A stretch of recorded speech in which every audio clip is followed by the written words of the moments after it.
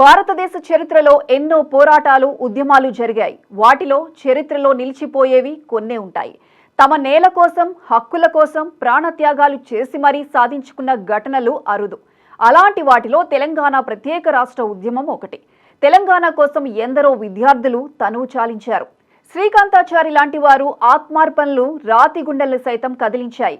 అమరవీరుల ప్రాణత్యాగాలపై ఏర్పడిన రాష్ట్రంలో వారి బలిదానాలకు సరైన గుర్తింపు, గౌరవం దక్కిందా? తెలంగాణ కోసం బలిదానాలు చేసిన అమరవీరులకు ఏ మేరకు న్యాయం జరిగింది?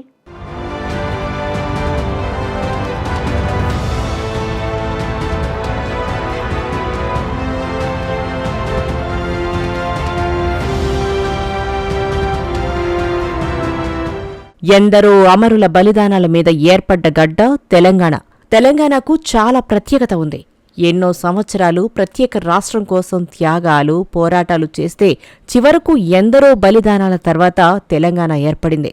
రాష్ట్రంలోని ప్రతి ప్రాంతం పోరాటాన్ని గుర్తు చేస్తూనే ఉంటుంది.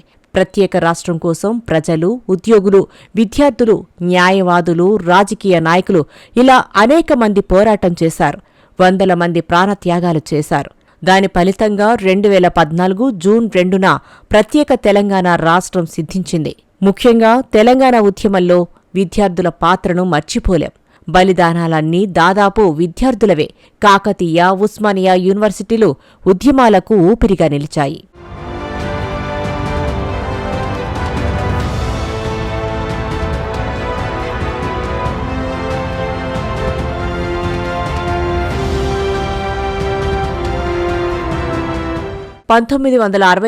తొలిదశ ఉద్యమం మొదలు 2001లో మొదలైన మలిదశ ఉద్యమం నుంచి 2014లో రాష్ట్రం సిద్ధించే వరకు జరిగిన పోరాటంలో విద్యార్థులు కీలక పాత్ర పోషించారు.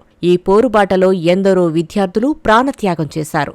ఆ అమరుల త్యాగాల ఫలితంగానే తెలంగాణ కల సాకారమైంది. తెలంగాణ ఉద్యమాన్ని, విద్యార్థులను వేరుచేసి చూడలేం.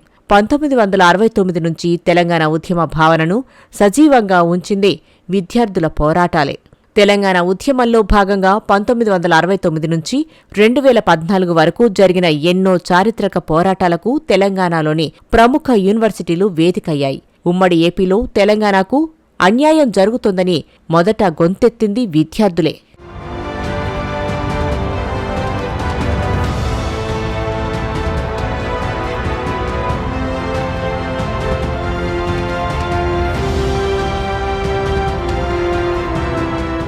కాళోజీ ఆశీస్సులతో 1969 జనవరిలో ఉస్మానియా విద్యార్థులు తొలిదశ తెలంగాణ ఉద్యమాన్ని ప్రారంభించారు. పల్లె పల్లెకు తెలంగాణ భావజాలాన్ని తీసుకువెళ్లడంలో కీలక పాత్ర పోషించారు. విద్యార్థుల పోరాటానికి ఉద్యోగులు సైతం మద్దతు తెలపడంతో ఉద్యమం ఉగ్రరూపం దాల్చింది. 1969లో తొలిదశ ఉద్యమాన్ని ఆనాటి సర్కార్ అణచివేసినప్పటికీ ఉస్మానియా విద్యార్థులు పోరుబాటను వీడలేదు. స్వరాష్ట్రం కోసం పోరాడుతూనే వచ్చారు. ఈ క్రమంలో 2001లో కేసీఆర్ తెలంగాణ మలిదశ ఉద్యమాన్ని మొదలుపెట్టాక ఉస్మానియా విద్యార్థులు ముందుండి కొట్లాడారు. 2001 ఏప్రిల్ 7న హైదరాబాద్లోని జలదృశ్యం కేంద్రంగా తెలంగాణ వాదుల సమక్షంలో టీఆర్ఎస్ను కేసీఆర్ ఏర్పాటు చేశారు. నాడు కేసీఆర్కు ఉస్మానియా విద్యార్థులు మద్దతుగా నిలిచి ఉద్యమాన్ని ముందుకు నడిపించారు. 2009 నవంబర్ 9న కేసీఆర్ చేపట్టిన ఆమరణ నిరాహార దీక్షకు విద్యార్థి లోకమంతా అండగా నిలిచింది. ఈ క్రమంలో ఉద్యమం కోసం విద్యార్థులు ప్రత్యేక కార్యాచరణ రూపొందించారు. అన్ని విద్యార్థి సంఘాల నాయకులు కలిసి స్టూడెంట్ జేఏసీని ఏర్పాటు చేశారు. అయితే రాష్ట్రం కోసం కేసీఆర్ నిరాహార దీక్ష చేపట్టగా ఆ దీక్షను విరమించాలని కేసీఆర్ను నాడు పోలీసులు అరెస్టు చేశారు.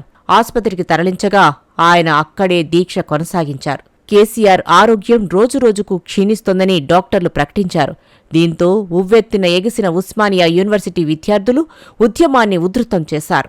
రోడ్లపైకి వచ్చి గర్జించారు. ఆందోళనలు, నిరసనలు, ర్యాలీలతో అప్పటి ఉమ్మడి రాష్ట్ర రాజధాని అయిన హైదరాబాదు నగరాన్ని హోరెత్తించారు. చెలో హైదరాబాద్కు పిలుపునిచ్చి అన్ని వర్గాలను ఉద్యమంలో భాగస్వాములను చేశారు. దీంతో ఆనాటి కేంద్ర ప్రభుత్వం తెలంగాణ రాష్ట్ర ఏర్పాటు ప్రక్రియ ప్రారంభమైందని 2009 డిసెంబర్ 9న ప్రకటించింది.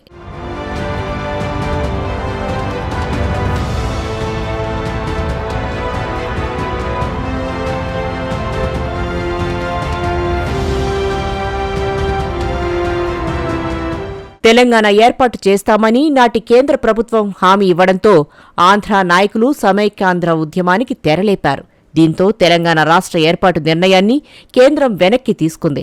ఈ క్రమంలో ఉస్మానియా యూనివర్సిటీ విద్యార్థులు నిప్పు కణికలై మండారు.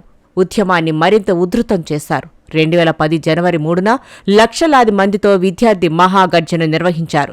జేఏసీతో కలిసి సాగరహారం, మిలియన్ మార్చ్, సకల జనుల సమ్మె లాంటి ఎన్నో పోరాటాల్లో కీలక పాత్ర పోషించారు.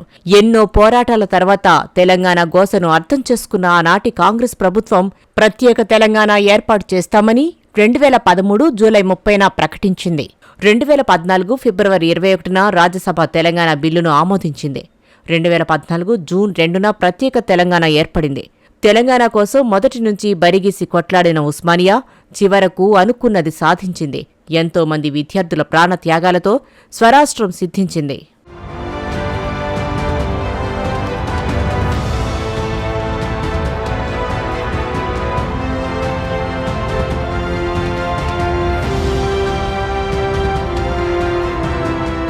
తెలంగాణలో జరిగిన విద్యార్థి పోరాటాలకు ఎంతో చరిత్ర ఉంది. ప్రజల కోసం జరిగిన ప్రతి పోరాటంలో విద్యార్థులు కీలక పాత్ర పోషించారు. అయితే రాష్ట్రం వచ్చి 11 ఏళ్లవుతోంది.